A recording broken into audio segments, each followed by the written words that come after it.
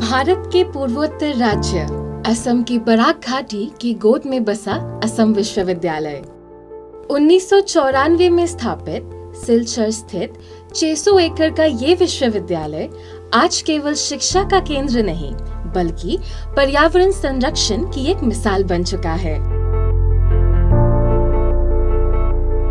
पिछले कुछ वर्षों में असम विश्वविद्यालय ने प्रकृति और शिक्षा के बीच एक अनूठा संतुलन बनाया है।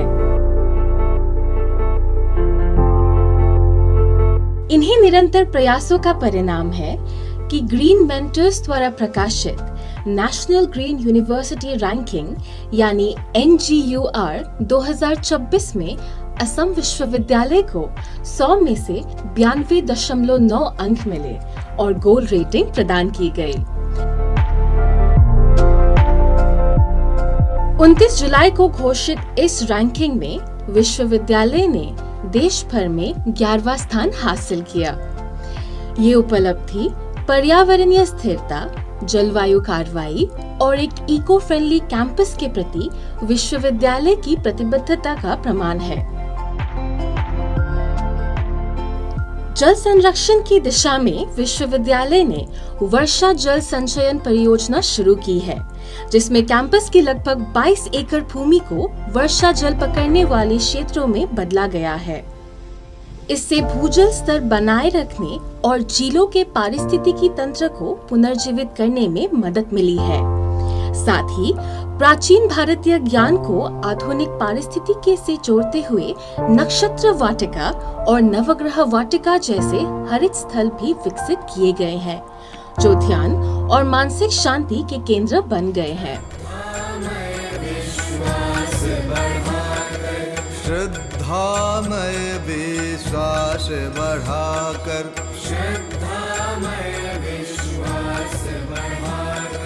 सामाजिक सद्भाव जगाए,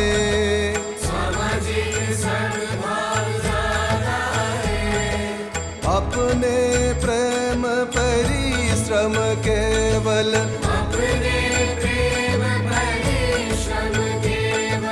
भारत में नव सूर्य उगाए। असम विश्वविद्यालय कैंपस में एक जैविक चाय बागान भी है, जहां बिना रासायनिक खाद और कीटनाशकों की खेती की जाती है। जैव विविधता बढ़ाने के लिए एक समर्पित बायोडायवर्सिटी पार्क भी स्थापित किया गया है।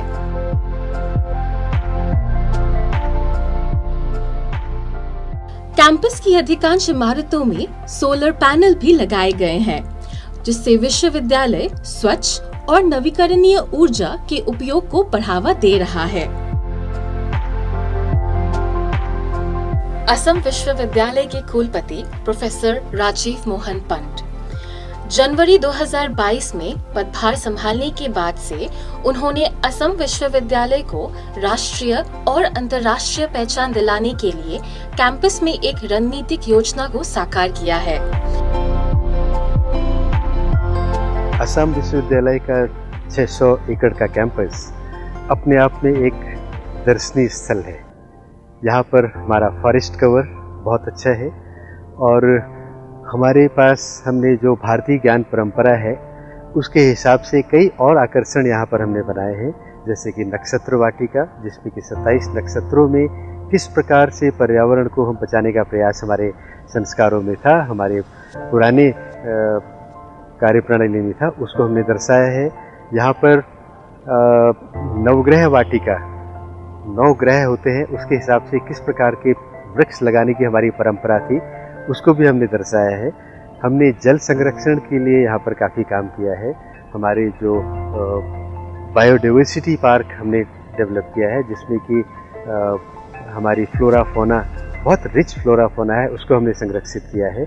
और ये सारा का सारा कार्यक्रम इस वजह से संपन्न हो पा रहा है क्योंकि हमारे परिवार के, असम विश्वविद्यालय परिवार के सभी सदस्यों ने बड़े मने योग से और नए नए आइडियाज इसमें डाले हैं, जिसकी वजह से आज हमारा जो ये कैंपस है एक बहुत ही आकर्षक कैंपस बन गया है और हमारे मित्र जो कि दूसरे विश्वविद्यालयों से आते हैं, दूसरे इंस्टीट्यूशन से आते हैं, यहाँ से काफ़ी कुछ चीज़ें लेकर जाते हैं और मुझे खुशी है कि जो ये भारतीय ज्ञान परंपरा जिसको कि हम आगे प्रचारित प्रसारित कर रहे हैं उसमें हम सफल हो रहे हैं। और भी विश्वविद्यालयों के जो लोग आए वहाँ से हमारी कंसेप्ट को लिया और उन्होंने दूसरे विश्वविद्यालयों में भी इस चीज़ को ला रहे हैं। ये हमारी सफलता है और इस सफलता का मैं कहूँगा कि पूरा जो क्रेडिट है वो हमारे असम विश्वविद्यालय के परिवार की।